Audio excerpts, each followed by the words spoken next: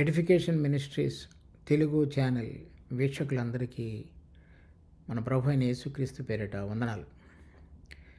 మనము ధ్యానిస్తున్నటువంటి ఎఫెసీ పత్రిక మొదటి అధ్యాయం. ఈరోజు ధ్యానాంశం 7వ వచనం. దేవుని కృపా మహదైశ్వర్యమును బట్టి ఆ ప్రియుని యందు ఆయన రక్తం వలన మనకు విమోచనము, అనగా మన అపరాధములకు క్షమాపణ మనకు కలిగి ఉన్నది. దేవుడు ఈ వాక్యమును మన కొరకై ఆశీర్వదించునుగాక. ఈరోజు మనం చదివినటువంటి ఈ భాగంలో దేవుని యొక్క కృపా మహదైశ్వర్యమును బట్టి ఆ ప్రియుని యందు ఆయన రక్తం వలన మనకు విమోచనము, అనగా మన పాపములకు క్షమాపణ కలిగి ఉన్నది అని రాయబడినది, లేక అపరాధములకు. ఇక్కడ చెప్పబడినటువంటి దేవుని కృపా మహదైశ్వర్యం అనేటువంటిది, ఈ కృప అనేటువంటి మాటకు అర్థం మనము యోగ్యులము కాని సమయంలో దేవుడు మన పక్షంగా ఉచితంగా చూపినటువంటి తన దయ. ఆ కృప అనేటువంటిది ఈ ఆత్మ సంబంధంగా ఒక మనిషి దేవునితోటి ఏ విధంగా నడుచుకోవాలో ఆ విధంగా నడుచుకోలేనటువంటి స్థితిలో మనిషిని లేవనెత్తగలిగి ఆయనతోటి సమాధానపరిచి సంబంధంలోనికి తీసుకుని వచ్చి ఆ సంబంధంలో కొనసాగగలగటానికి కావలసినటువంటి విధంగా ఆయన చేసేటువంటి దానిని మనము కృప అని చెప్పవచ్చు. ఈ లోక సంబంధంగా మన శరీర ఆరోగ్యము, లేక ఇక్కడ మన జీవితానికి అవసరమైనటువంటి అనేక విషయాలలో దేవుడు చూపించేటువంటి ఉపకారములు, దయ, వాటిని మనం కృప అని వాక్యంలో చెప్పబడలేదు. ఈ కృప ఆత్మ సంబంధమైనవి. దేవునితో ఒక మనిషి నడవటానికి ఆయన రచించినటువంటి ప్రణాళికలో మనిషి యొక్క బలహీనత, పడిపోయినతనము, తర్వాత తాను దేవునితో సరైన విధంగా నడవలేనటువంటి స్థితిలో నడవగలగటానికి నిలబెట్టి, విమోచించి నిలబెట్టి, తర్వాత ఆయనతో అడుగులు వేసి నడవగలగటానికి, పనికి రాగలగటానికి ఏదైతే మన పక్షంగా శక్తి, బలము, విమోచన అవసరమైనాయో వాటన్నిటినీ ప్రకటించగలిగినటువంటిది దేవుని యొక్క కృప. దానిలో ఈ మహదైశ్వర్యాన్ని బట్టి, అనగా ఆ కృప అనేటువంటిది మాత్రమే కాకుండా దానిలో ఉన్నటువంటి ఐశ్వర్యాన్ని బట్టి ఏమి చేసి ఉన్నాడో దేవుడు ఈ వచనంలో రాయబడినది. కృప అనేక విషయాలుగా దేవుడు కనపరచవచ్చు. కానీ ఇక్కడ చెప్పబడినటువంటి ఆ కృప మహదైశ్వర్యం ఎటువంటిదంటే మనకు విమోచన, తర్వాత మన అపరాధములకు క్షమాపణ కలిగి ఉన్నదని చెప్పబడింది. ఈ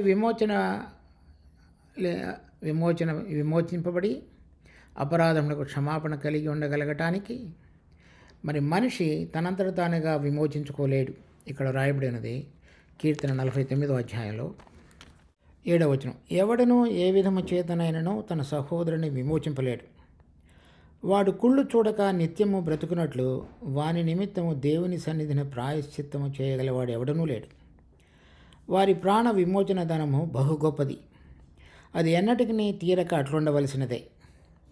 కనుక ఈ కీర్తనకర్త కోరాహు కుమారులు రచించినటువంటిది జ్ఞానయుక్తంగా మాట్లాడుతున్నాడు. ఒక మనిషి ఈ 6వ వచనంలో చూస్తే, తమ ఆస్తియే ప్రాపకమని నమ్మి తమ ధన విస్తారతను బట్టి పొగుడుకున్న వారికి నేను ఎలా భయపడవలను.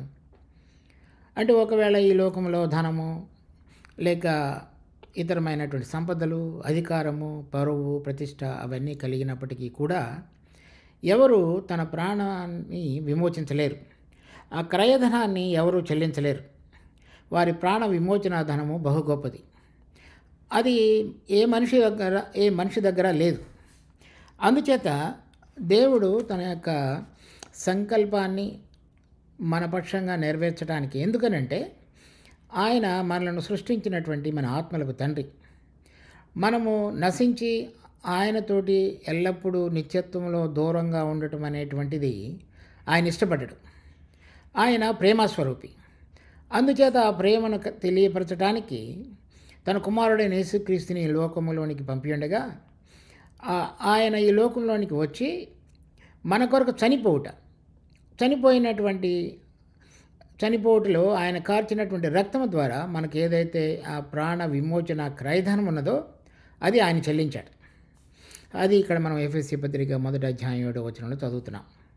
ఇది ఎంతో మరి సరైన విధంగా మనం అర్థం చేసుకోగలిగినప్పుడు మన హృదయాలు దేవుడు మన పక్షంగా చేసినటువంటి అద్భుతమైన విమోచన కార్యాన్ని బట్టి స్తుతి ఆరాధనలతో నింపబడగలవు. దాని యొక్క విలువను మనం గ్రహించగలిగినప్పుడు మనం సదా ఆయనకు స్తుతులు చెల్లించగలిగినటువంటి హృదయంతో నింపబడి ఉండగలుగుతాం.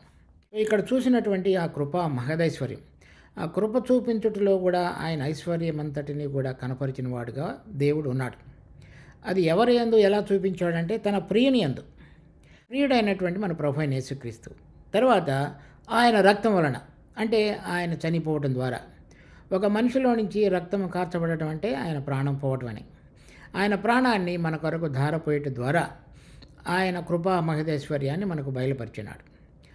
ఆయన మనకు కలిగినటువంటి పరిస్థితులలో జాలిపడి మనను లేవనెత్తడానికి తన ప్రాణాన్ని కాకుండా వేరే విధంగా ఇవ్వబడిన వాటిని కూడా ఆయన కృప ద్వారా మనం పొందవచ్చు.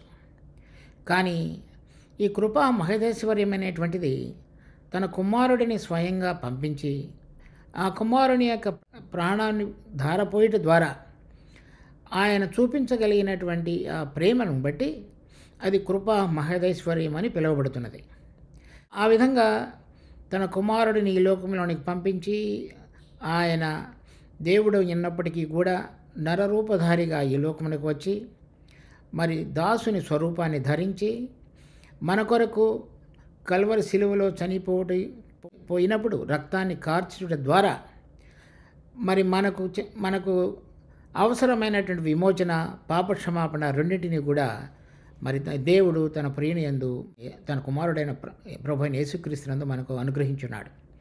అందుచేత ఈ మొత్తం కార్యాన్ని మరి పౌలు మరి దేవుడు తన యొక్క కృపా మహదేశ్వర్యం అని పిలుస్తున్నాడు. దాని తర్వాత మనం చూసినట్లయితే ఈ రక్తము కార్చుడ ద్వారా మనకు కలిగిన రెండు విషయాలు ఉన్నాయి. ఒకటి విమోచనము, రెండవది క్షమాపణ. ఈ రక్తము మాత్రమే ఎందుకు ఈ విధంగా విమోచించుతుంది, తర్వాత ఎవరి రక్తం విమోచించుతుంది అనే విషయాలు కూడా మనం అర్థం చేసుకోవాలి. దాని తర్వాత మనం విమోచన యొక్క అర్థాన్ని, క్షమాపణ యొక్క అర్థాన్ని రెండింటిని కూడా మనం చూద్దాం. ఈ రక్తం అనేటువంటిది మనం గనక దేవుని వాక్యంలో చూసినట్లయితే చూడండి, లేవీకాండం 17వ అధ్యాయం 11వ వచనం. రక్తము దేహమునకు ప్రాణము, మీ నిమిత్తము ప్రాయశ్చిత్తము చేయనట్లు బలిపీఠము మీద పోయిటకై దానిని మీకు ఇచ్చితిని. రక్తము దానిలోనే ఉన్న ప్రాణమును బట్టి ప్రాయశ్చిత్తము చేయను. మన ప్రభువైన యేసుక్రీస్తు యొక్క రక్తము మనకు విమోచన, దానిలో మనకు పాపక్షమాపణ లేక అపరాధములకు క్షమాపణ కలగటానికి కారణం దేవుడు నియమించినటువంటి నియమం. రక్తములో ప్రాణమున్నది కనుక ఆ రక్తము బలిపీఠము మీద కుమ్మరించబడినప్పుడు ప్రాయశ్చిత్తం కలుగుతుంది. తర్వాత 14వ వచనం చూడండి, దాని రక్తము దాని ప్రాణమునకు ఆధారము, కాబట్టి మీరు ఏ దేహ రక్తమును తినకూడదు, వాటి రక్తము సర్వదేహములకు ప్రాణాధారము. కనుక మనలో ఉన్నటువంటి రక్తము మన ప్రాణములకు ఆధారం. ఆ రక్తము కార్చబడినప్పుడు, అది మరి బలిపీఠం మీద కుమ్మరించబడినప్పుడు అది విమోచనక లేక ప్రాయశ్చిత్తంగా చేయబడుతుంది. అందుచేత రక్తము మాత్రమే మన రక్తములో ప్రాణమున్నది కనుక ఆ ప్రాణము వేరే వారి యొక్క ప్రాయశ్చిత్తం చేస్తుంది కనుక దాని బదులుగా ఇవ్వబడింది కనుక అది ప్రాయశ్చిత్తం చేసేందుకు ఉపయోగపడుతుంది. అది మొదటి నుంచి కూడా, ఆదికాండం నుంచి కూడా దేవుడు ఆ నియమాన్ని ఉంచాడు. మొదటిసారి ఆదాము హవ్వలు పాపం చేసినప్పుడు, వారు పాపం చేసి వారి యొక్క మనస్సాక్షి వారిని గద్దించినప్పుడు దాగుకున్నారు దేవుని యొక్క సన్నిధిలో నుంచి. కనుక ఈ పాపం అనేటువంటిది మనిషిని దేవుని యొక్క సన్నిధి నుంచి దూరపరుస్తుంది. కానీ ప్రభు ఈ లోకం వారి మధ్యకు వచ్చినప్పుడు వారికి చర్మపు చొక్కాయలు తొలగించాడు. అనగా ఆ చర్మపు చొక్కాయలు ఒక ప్రాణిని హత్య చేయడం ద్వారా మాత్రమే పొందగలుగుతారు. ఆ విధంగా రక్తాన్ని కార్చడం ద్వారా వారి యొక్క నగ్నత్వం కప్పబడి దేవుని సన్నిధిలోనికి రాగలిగి నిలబడగలగటానికి కావలసిన విధంగా వారు చేయబడ్డారు. అందుచేత ఈ రక్తం అనేటువంటిది మనము ఆ పాపములు క్షమించబడి దేవుని సన్నిధిలో రాగలగటానికి చేయబడవలసినటువంటి ప్రాయశ్చిత్తానికి ఉపయోగకరంగా ఉంది. అది దానిలో ఉన్నటువంటి రక్తాన్ని బట్టి ఆ విధంగా జరుగుతుంది.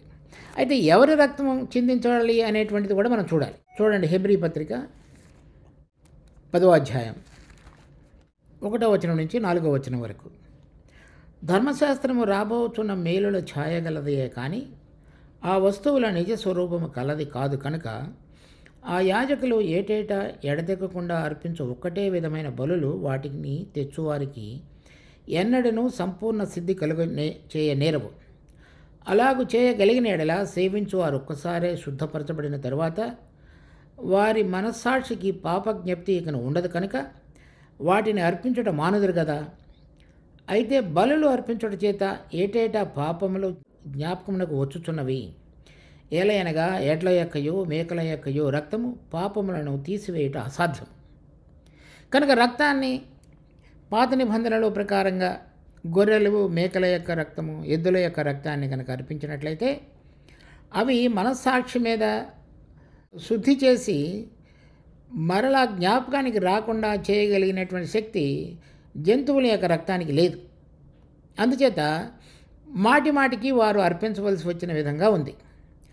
వారు చేసినటువంటి ఆ పాపము అప్పుడు అది క్షమించబడింది, కానీ వారు దేవుని ఎదుట నీతిమంతులుగా తీర్చబడగలగటానికి పనికి రాగలిగిన విధంగా ఆ గొర్రెల యొక్కయో మేకల యొక్కయో రక్తం లేదు. వాటిలో అటువంటి శక్తి లేదు. దాని తర్వాత మనం చూసినట్లయితే మరైతే ఎవరి రక్తం అర్పించాలి అనేది ఇక్కడ చెప్పబడింది. చూడండి, ఆదికాండం 9వ అధ్యాయం 5వ వచనం.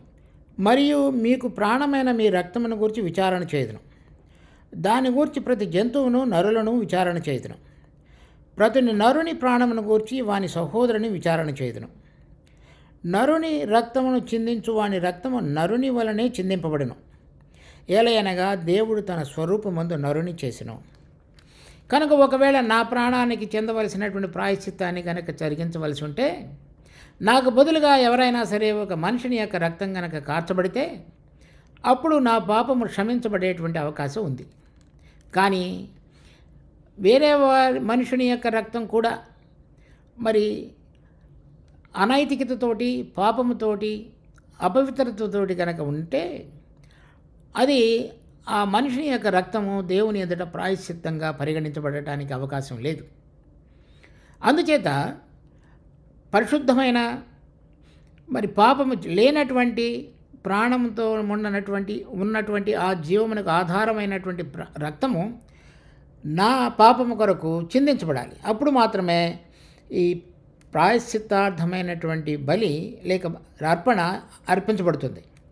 అది ఒక దేవుడు మాత్రమే పరిశుద్ధుడు కనుక ఆయన మనుషులందరినీ సృష్టించినటువంటి పరమ తండ్రి, ఆత్మలకు తండ్రి కనుక ఈ ఆత్మలన్నీ కూడా విమోచించబడి మరి దేవునితో ఆయన సన్నిధిలోనికి నిలబడగలిగి సహవాసతలో ఆయన యొక్క ఉద్దేశాలను తెలుసుకుని ఆయనతో పాటుగా నడవగలగటానికి పనికి రాగలిగిన పునాది వేయబడాలి అంటే ఆయన ఆ పరిశుద్ధమైన రక్తాన్ని మాత్రమే అర్పించబడాలి. ఆయన నీతిమంతుడు కనుక మరి ఉచితంగా పాపిని రక్త ప్రోక్షణ లేకుండా క్షమించలేడు. ఆ రక్త ప్రోక్షణ జరగడం ద్వారానే క్షమించవచ్చు. ఆ రక్త ప్రోక్షణ జరగటానికి ఆయన కుమారుడు, మనకు ప్రియుడు, మన ప్రభు అయిన యేసుక్రీస్తు మరి పాపులలో చేరక ప్రత్యేకంగా ఉన్నవాడు, పరిశుద్ధుడు అయినటువంటి ఆయన మన కొరకై ఈ లోకమునకు వచ్చి తన ప్రాణాన్ని ధారపోస్తున్నాడు. అందుచేత ఆయన కార్చినటువంటి పరిశుద్ధ రక్తం మాత్రమే మనకు ప్రాయశ్చిత్తార్థముగా అర్పించబడిందిగా తండ్రి అయినటువంటి దేవుడు పరిగణించి మనకు కావలసినటువంటి విమోచనను, పాప క్షమాపణను అనుగ్రహించున్నాడు. గొర్రెల యొక్కయో మేకల యొక్కయో ఎడ్ల యొక్కయో రక్తము మనకు క్షమాపణ కలుగు చేయదు. అది క్షమించినప్పటికీ మనల్ని నీతిమంతులుగా చేయగలిగినటువంటి శక్తి లేదు. అవి మాటిమాటికి జ్ఞాపకమునకు తీసుకుని రాబడేటువంటి విధంగా అవి ఉంటాయి. కానీ ఒక్కసారి ప్రభువైన యేసుక్రీస్తు రక్తము మన కొరకే అర్పించబడడం ద్వారా దేవుని సన్నిధిలో దేవుని యొక్క నియమాన్ని పూర్తిగా అందుకోగలిగినటువంటి పరిశుద్ధమైన ప్రభువైన యేసుక్రీస్తు యొక్క రక్తము అర్పించబడడం ద్వారా ఆయన సర్వలోకమునకు ప్రాయశ్చిత్తార్థముగా చేయబడి ఉన్నాడు. అందుచేత అది ఎఫెసీ పత్రిక 1వ అధ్యాయంలో మనం చదువుతున్నప్పుడు దేవుని కృపా మహదైశ్వర్యమును బట్టి తన ప్రియని యందు అనగా ఆయన రక్తం వలన మనకు విమోచనం. అది ఎంతో ఉన్నతమైనటువంటిది, దేవుడు మన పక్షంగా జరిగించున్నాడు. దాని తర్వాత మనం చూసినట్లయితే 1 యోహాను పత్రిక 2వ అధ్యాయం 2వ వచనం. ఆయనే మన పాపములకు శాంతికరమైనాడు లేక ప్రాయశ్చిత్తమైనాడని. మన పాపములకు మాత్రమే కాదు, సర్వలోకమునకు శాంతికరమైనాడు. ఆయన మన కొరకు మాత్రమే చనిపోలేదు, కానీ అందరి పాపముల కొరకు ప్రాయశ్చిత్తార్థముగా చేయబడినటువంటి దేవుని గొర్రెపిల్ల. దాని తర్వాత అదే విషయాన్ని 1 పేతురు 1వ అధ్యాయం 19వ వచనం. అమూల్యమైన రక్తము చేత అనగా నిర్దోషము నిష్కళంకమునకు గొర్రెపిల్ల వంటి క్రీస్తు రక్తము చేత విమోచింపబడిద్దరని మీరు ఎరుగుదురు కదా. ఇది నిష్కళంకమును నిర్దోషమైన యేసుక్రీస్తు యొక్క రక్తము చేత విమోచించబడుతుందని మీరు ఎరుగుదురు కదా. దేవుడు తన కుమారుడిని సశరీరుడిగా ఈ లోకంలోనికి పంపించడం ద్వారా, తర్వాత ఆయనను మన కొరకై ప్రాయశ్చిత్తార్థమైనటువంటి బలిగా అర్పించడం ద్వారా దేవుని యొక్క కృపా మహదైశ్వర్యాన్ని మనం చూడగలిగే విధంగా చేసి ఉన్నాడు. దాని తర్వాత మనం చదువుతున్నటువంటి ఎఫెసీ పత్రిక 1వ అధ్యాయం 7వ వచనంలో, దేవుని కృపా మహదైశ్వర్యమును బట్టి ఆ ప్రియుని యందు ఆయన రక్తం వలన మనకు విమోచనం. ఆ రక్తం వలన మనకు జరిగినటువంటి, ఇక్కడ చెప్పబడినటువంటి ఒక అంశము, మనకు విమోచనం అనేది జరిగింది. ఈ విమోచనము ఇంగ్లీష్లో రిడెంప్షన్ అన్నారు. అది గ్రీకు భాషలో లుట్రు అనేటువంటి మాట వాడబడింది. ఇది ఎవరైనా ఒక బందీలుగా యుద్ధంలో పట్టబడినప్పుడు వారికి చెల్లించవలసినటువంటి క్రయధనాన్ని చెల్లించి వారికి విడుదల కలుగజేయటం అనేటువంటిది ఆనవాయితీ. తర్వాత వారికి మాత్రమే కాకుండా ఎవరైనా వేరే ఏ కారణం చేతనైనా సరే జీవితకాలము దాస్యమునకు లోబడిన వారుగా ఉంటే ఎవరైనా కనికరం చూపించి వారికి విడుదల కలుగజేయటం కూడా, అది కూడా ఆ దినాలలో పరిపాటి. అంత మాత్రమే కాకుండా ఎవరైనా వారి ఆస్తిని కానీ, ఇంటిని కానీ, లేక ఇంకా విలువైనటువంటి ధనాన్ని కానీ వారు తాకట్టు పెట్టి అది విడిపించటలో ఎవరైనా వచ్చి వారిని విడిపించగలిగినటువంటి సామర్థ్యాన్ని చూపి వారి బంధువులుగా ఉన్నవారు ఎవరైనా వాటిని విడిపించగలిగితే దానికి కూడా ఈ పదం వాడబడింది, విమోచన అనేటువంటిది. ఉదాహరణకి ఏ విధంగా బోయాజు నయోమి రూతుల యొక్క పొలాన్ని విడిపించి రూతును పెళ్లి చేసుకుని ఉన్నాడో మనం చూస్తాం. అదేవిధంగా ఇక్కడ దేవుడు తన కుమారుడైన యేసుక్రీస్తు కార్చినటువంటి రక్తంలో మనకు విమోచనము కలిగింది. మనము బందీలుగా ఉంటున్నప్పుడు, ఆ దాసత్వంలో ఉంటున్నప్పుడు దాని నుంచి విడుదల జరిగిందని అర్థం. ఏ విషయాలలో ఒక మనిషి దాసులుగా ఉన్నాడు మనం కనుక చూస్తే రోమాపత్రిక 6వ అధ్యాయంలో, రోమాపత్రిక 6వ అధ్యాయం 17వ వచనం. మీరు పాపమునకు దాసులైంటారు కనుక ఈ పాపములు మనకు దాసులు, మనలను ఆదాము హవ్వలు తినినటువంటి మంచి చెడు అనేటువంటి తెలివినిచ్చే వృక్షఫలం ద్వారా మనందరం కూడా పాపం అనేటువంటి దాసత్వంలోనికి వచ్చున్నాం. చూడండి, రోమాపత్రిక 5వ అధ్యాయం 12వ వచనం. ఇట్లుండగా ఒక మనుషుని ద్వారా పాపము ద్వారా మరణము లోకములో ఎలాగూ ప్రవేశించునో అలాగనే మనుషులందరూ పాపం చేసినందున మరణము అందరికి సంప్రాప్తమైంది. కనుక ఇక్కడ మనం చూస్తున్నటువంటి ఈ ఆదాము హవ్వలు తినినటువంటి ఒక ఫలమును బట్టి వారి అవిధేయత కారణం చేత పాపము ప్రవేశించింది. అది రోమాపత్రిక 6వ అధ్యాయం 17వ వచనంలో మనం చదువుతున్నాం. మనం పాపమునకు దాసులుగా ఉండగా, విమోచన అనేటువంటిది పాపమునకు దాసులుగా ఉన్నటువంటి మనలను ఆ పాపములన్నిటి నుంచి కూడా మనకు విడుదల కలుగజేసినటువంటి వాడుగా మన ప్రభు అయిన యేసుక్రీస్తు ఉన్నాడు.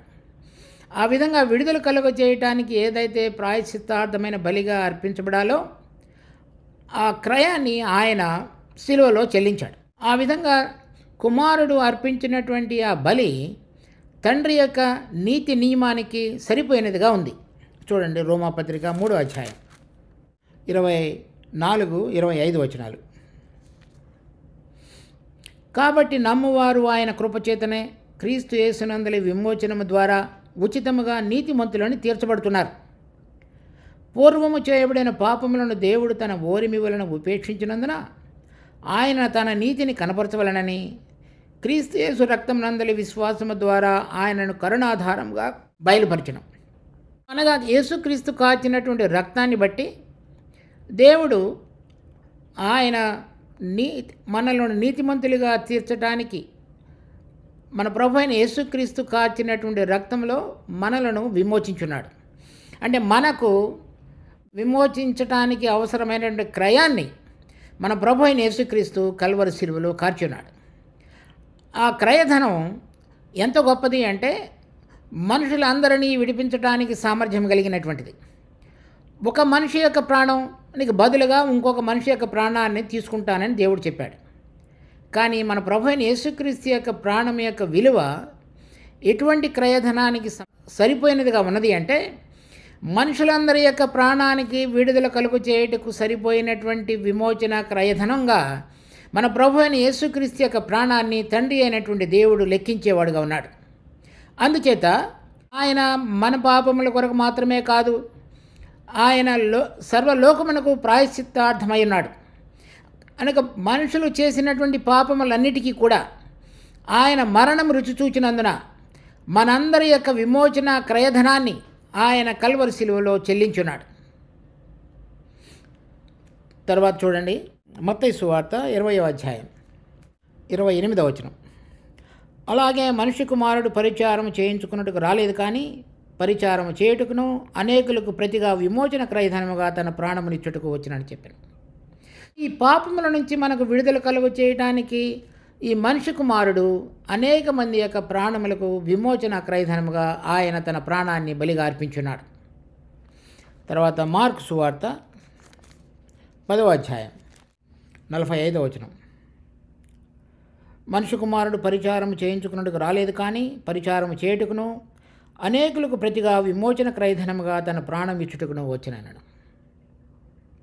ఆ విధంగా ఆయన కల్వరి శిలువలో కార్చినటువంటి రక్తము తండ్రి ఏదైతే మనలను విడుదల కలుగు చేయడానికి అవసరమైనటువంటి క్రయధనం ఉన్నదో, అంటే పాపాలు క్షమించటానికి, అదంతా కూడా ఆయన మన కొరకై కార్చున్నాడు.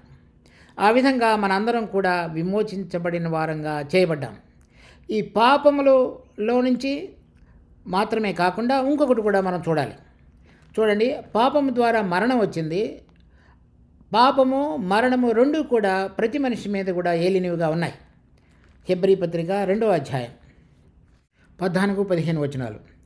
కాబట్టి ఆ పిల్లలు రక్తమాంసములు గలవారైనందున ఆ ప్రకారమే మరణము యొక్క బలము గలవానని, అనగా అపవాదిని మరణము ద్వారా నశింపచేయుటకు, జీవితకాలమంతయు మరణ భయము చేత దాస్యమునకు లోబడిన వారిని విడిపించుటకు ఆయన కూడా రక్తమాంసములలో పాలివాడు. ఆయన పాపము ద్వారా మరణం వచ్చింది కనుక ఆ మరణమునకు అధిపతి, అనగా చనిపోయిన వారందరి మీద కూడా మరణం అనేటువంటి వాడు ప్రభుత్వం చేసేవాడుగా ఉన్నాడు. చూడండి, కీర్తనలు 49వ అధ్యాయం 14వ వచనం. వారు పాతాళములో మందగా కూర్చబడుదురు, మరణము వారికి కాపరి అయి ఉండరు. కనుక చనిపోయినటువంటి మనుషులు, మరి అవిశ్వాసులు ముఖ్యంగా, వారందరూ కూడా పాతాళములో కూర్చబడతారు. ఆ కూర్చబడినటువంటి స్థలంలో మరణం అనేటువంటి అధికారం కలిగినటువంటి వ్యక్తి వారి అందరి మీద కూడా కాపరిగా ఉండి ప్రభుత్వం చేసేవాడుగా ఉంటాడు. అయితే తర్వాత అదే వచనంలో చూడండి, ఉదయమున యథార్థవంతులు వారిని ఏలుదురు. అయితే ప్రభు అయిన యేసుక్రీస్తును ఎరిగిన వారు, ఆయన యందు విశ్వసించిన వారు పునరుద్ధానములో బయటికి రాగలిగేవారుగా ఉంటారు. కనుక మరణము వారి మీద ప్రభుత్వం చేయదు. హెబ్రీ పత్రిక 2వ అధ్యాయం 14-15 వచనాల్లో చూస్తున్నాం. ఆ ప్రకారమే మరణం యొక్క బలం గలవానని, అంటే మనము ఆ పాతాళ లోకంలోనికి ఇక్కడ చనిపోయిన తర్వాత ఆ లోకంలో మన ప్రాణము ప్రవేశించినప్పుడు అతడు మన మీద ప్రభుత్వం చేయాలని చూస్తాడు. కానీ పునరుద్ధానంలో ప్రభువు మరణము అనే బలం గలవానని ఆయన ఇదివరకే ఓడించినందున మనము విడుదల పొందగలగటానికి అవసరమైనటువంటి మార్గాన్ని ఆయన తన రక్తము ద్వారా, ఆయన చనిపోయి తిరిగి లేచుట ద్వారా ఆయన మార్గాన్ని తెరిచున్నాడు.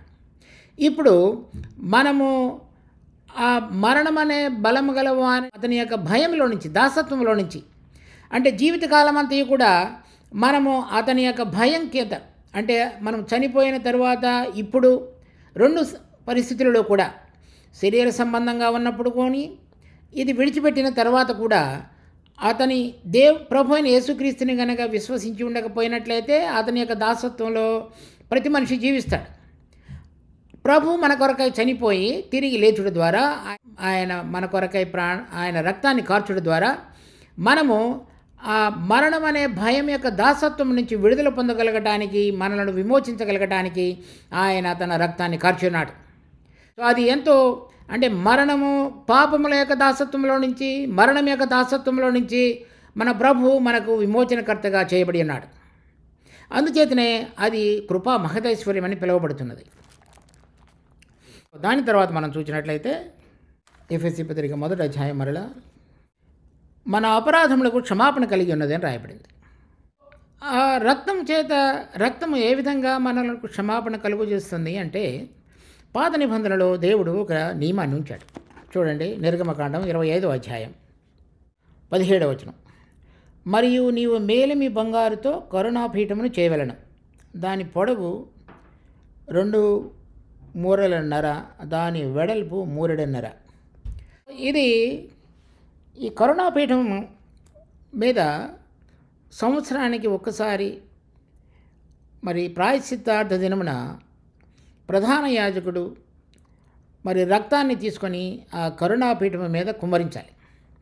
కుమ్మరించబడినప్పుడు వారు అంతకు మునుపు ఆ సంవత్సరంలో మరి దేవుని సన్నిధిలో అది తెలియక చేసినటువంటి పాపములు, ఇంకా దేవుని దృష్టిలో వారి పక్షంగా కనబడుతున్న పాపాలన్నిటినీ కూడా ఆ కరుణాపీఠం మీద కుమ్మరించబడినప్పుడు వాటిలో ఆయన వాటిని కవర్ చేసి ఉండేవాడు, అంటే కప్పివేసేవాడు. ఈ కరుణాపీఠము, ఈ బంగారము, మేలిమి బంగారంతో చేయబడినటువంటి కరుణాపీఠం అనే మాటకు ఈ హెబ్రీ భాషలో అర్థం ఏమిటంటే కప్పివేయట అనే మాటకు అర్థం. ఆ మాటకు కప్పివేయట అని అర్థం. అదే గ్రీకు భాషలో హిలిస్టేరియా అని రాయబడింది. ఆ హిలిస్టేరియా అనేటువంటి మాట ఎక్కడైతే వాడబడిందో కొన్ని చోట్ల నూతన నిబంధనలో దానికి బదులుగా ప్రభు అయిన యేసుక్రీస్తు అని వ్రాయబడింది. ఉదాహరణకి రోమాపత్రిక చూడండి, 3వ అధ్యాయం 24. కాబట్టి నమ్మువారు ఆయన కృపచేతనే క్రీస్తునందలి విమోచనము ద్వారా ఉచితముగా నీతిమంతులని తీర్చబడుతున్నారు. తర్వాత 26, క్రీస్తు యేసు రక్తమునందలి విశ్వాసము ద్వారా ఆయనను కరుణాధారముగా బయలుపరచను. ఆ కరుణాధారం అనే మాట, ఈ కరుణాపీఠము లేకపోతే నిర్గమకాండ 25వ అధ్యాయం 17వ వచనంలో చదివినటువంటి కరుణాపీఠము రెండు గ్రీకు భాషలో ఒకటే మాట. ఈ ప్రధాన యాజకుడు సంవత్సరానికి ఒక్కసారి బలిగా అర్పించబడినప్పుడు ఇశ్రాయేలుల యొక్క పాపములందరి కొరకు కూడా రక్తాన్ని తీసుకొని అతి పరిశుద్ధ స్థలంలో ప్రవేశించి ఆ కరుణాపీఠం మీద కుమ్మరించాలి.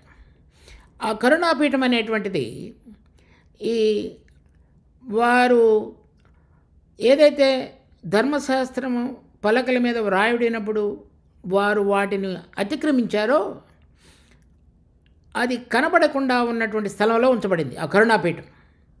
అంటే ఆ దేవుని యొక్క ఆజ్ఞలను అవి ఆ కరుణాపీఠం అనేటువంటి మీద ఉన్నప్పుడు ఆ ఆజ్ఞలు కనబడవన్నమాట. అందుచేత ఆజ్ఞలకు దూరంగా ఉండేటువంటిది, లేక కవర్ చేసేటువంటిది, కప్పివేసేది అని అర్థం. ఆ కప్పివేయబడినటువంటి ఆ కరుణాపీఠము ధర్మశాస్త్రం యొక్క ఆజ్ఞలను చూడకుండా ఉండేటువంటిది, దాని మీద ఈ రక్తము కుమ్మరించబడినప్పుడు కరుణాపీఠాన్ని బట్టి దేవుడు క్షమించడు పాపాలని. ఆ కరుణాపీఠము మీద రక్త ప్రోక్షణ జరిగించబడినప్పుడు ఆ రక్తాన్ని బట్టి దేవుడు వారి యొక్క పాపములను క్షమించేవాడుగా ఉంటాడు. కనుక ఆ కరుణాపీఠం యొక్క స్థితి ఎక్కడైతే ఉంచబడిందో అది ఈ పాపములను కప్పివేయటానికి పనికి రాగలిగినటువంటి స్థలంలో ఉంచబడి ఆ ఆజ్ఞలను కనబడకుండా చూడకుండా ఉండగలిగినటువంటిది ఉంచబడి వాటి మీద పరిశుద్ధమైన నిష్కలంకమైనటువంటి ప్రభు అయిన యేసుక్రీస్తు రక్తము కుమ్మరించబడడం ద్వారా మన పాపములకు ప్రాయశ్చిత్తము జరగబడి మనము మరి క్షమాపణ అనే అనుభవంలోనికి తీసుకుని రాబడ్డాం. ఆ పాపములు కప్పివేయబడి ఉన్నాయి కనుక దేవుడు రక్తాన్ని చూస్తాడు కానీ ఆ పాపములను చూడడు కనుక మన పాపములన్నీ కూడా దేవుడు మన అపరాధములన్నిటినీ కూడా ఆయన క్షమించున్నాడు. ఆ విధంగా ఆయన కార్చినటువంటి రక్తంలో మనకు విమోచన, మన పాపముల నుంచి, శక్తి నుంచి విడుదల పొంది, పాపముల నుంచి విడుదల పొంది, తరువాత మనము పాపము ద్వారా వచ్చిన మరణం అనే బలము గల వాని యొక్క దాసత్వంలో నుంచి విడుదల పొంది, తరువాత ఆ కరుణాపీఠము మీద రక్తాన్ని కుమ్మరించడం ద్వారా మనము మన పాపముల యొక్క క్షమాపణ కలిగి, దేవుడు చెప్పినాడు, ఇక నీ పాపములను నేను ఎన్నడని గుర్తు చేసుకున్నాను. అవి సముద్రం యొక్క అగాధములో పడవేయబడి ఉన్నాయి. అవి తూర్పు నుంచి పడమరకు ఎంత దూరమో అంత దూరము వేరు చేయబడి ఉన్నాయి. వాటిని నా వీపి వెనక తట్టును వేసుకుని ఉన్నాను. అంటే ఇక అవి కనపడకుండా చేయబడ్డాయి. ఎందుచేతనంటే ఆ కరుణాపీఠము మీద కుమ్మరించబడినటువంటి యేసుక్రీస్తు యొక్క రక్తాన్ని దేవుడు చూడగలడు, కానీ ఆ కరుణాపీఠం కప్పివేయబడి ఉన్నది కనుక మన పాపములకు కలిగినటువంటి అవన్నీ కప్పివేయబడి ఉన్నాయి కనుక ఆయన మన పాపములను చూడకుండా ఉండే స్థితిలోనికి మన ప్రభు యేసుక్రీస్తు యొక్క రక్తం యొక్క ప్రభావం ఉన్నది. సో ఇది దేవుడు మన పక్షంగా జరిగించినటువంటి ఒక గొప్ప అద్భుతమైనటువంటి కార్యం. అందుచేతనే ఆ పాపములు క్షమించబడి ఉన్నాయి కనుక మనము దేవుని సన్నిధిలో నిలబడగలగటానికి కావలసినటువంటి ధైర్యం మనకు కలిగి ఉన్నది. దానిని బట్టి మనం ఆయనను అబ్బా తండ్రి అని మనం పిలవగలిగేటువంటి మరి నూతనమైన స్థితిలోనికి తీసుకుని రాబడి ఉన్నాం. ఆయనను బట్టి ఆ మరణం అనే భయం యొక్క దాసత్వంలో నుంచి విమోచించబడి ఉన్నాం. ఈ విధంగా విడుదల పొందగలగటానికి అవసరమైన క్రయధనాన్ని, ఆయన ప్రాణాన్ని, అనగా ఆయన ప్రాణానికి ఆధారమైనటువంటి రక్తాన్ని ఆయన కార్చున్నాడు కనుక మనందరికీ కలిగిన విమోచన, ఆ రక్తము కరుణాపీఠం మీద కుమ్మరించబడినది కనుక అవన్నీ కప్పివేయబడ్డ చేత మనము దేవుని దృష్టిలో క్షమించబడిన వారంగా చేయబడి ఎంచబడుతున్నాం. ఆ విధంగా కనుక లేకపోయినట్లయితే ప్రతి మనిషి కూడా మరణమునకు పాత్రుడుగా దేవుని యొక్క వాక్యం చెబుతున్నది. ఎవరైతే దేవుని యందు దేవుని కుమారుడైన యేసుక్రీస్తునందు విశ్వసించున్నారో వారందరూ కూడా పాపము, మరణం అనేటువంటి దాసత్వంలో నుంచి విడుదల పొంది, తరువాత వారి పాపములకు లేక అపరాధములకు క్షమాపణ పొందిన వారై దేవుని సన్నిధిలో ధైర్యముగా ప్రవేశించగలిగేటువంటి దాన్ని వారు పొంది ఉన్నారు. ఇది మనందరం కూడా ఎంతో దేవుడు ఉచితముగా తన కృపా మహిదేశ్వర్యాన్ని బట్టి మనకు చేసినటువంటి గొప్ప అద్భుతమైనటువంటి కార్యం. దేవుడు దీని యొక్క వివరణలోనికి మనం రాగలిగి దీని యొక్క అనుభవంలో ప్రతిరోజు జీవించగలగటానికి మనందరికీ ఆయన సహాయం చేయనుగాక. ప్రార్థించుకుందాం. మా జీవం కలిగిన తండ్రి, మీరు కృపలో ఇచ్చిన ఈ వాక్య భాగాన్ని బట్టి స్తుతి వందనాలు. దీన్ని మా కొరకై ఆశీర్వదించి మరి మీ కుమారుడు మా పక్షంగా చేసినటువంటి యొక్క అద్భుతమైన ఉన్నతమైన కార్యాన్ని బట్టి మేము ఎల్లప్పుడూ కూడా మరి కృతజ్ఞతాస్తుతులతో మరి మిమ్మల్ని ఘనపరచగలిగినటువంటి అనుభవంతో చక్కగా జీవించగలుగుటకు మాకు సహాయపడమని వేడుకుంటూ రక్షకుడు ప్రభువైన యేసునామమున అడుగుతున్నాం తండ్రి. ఆమేన్.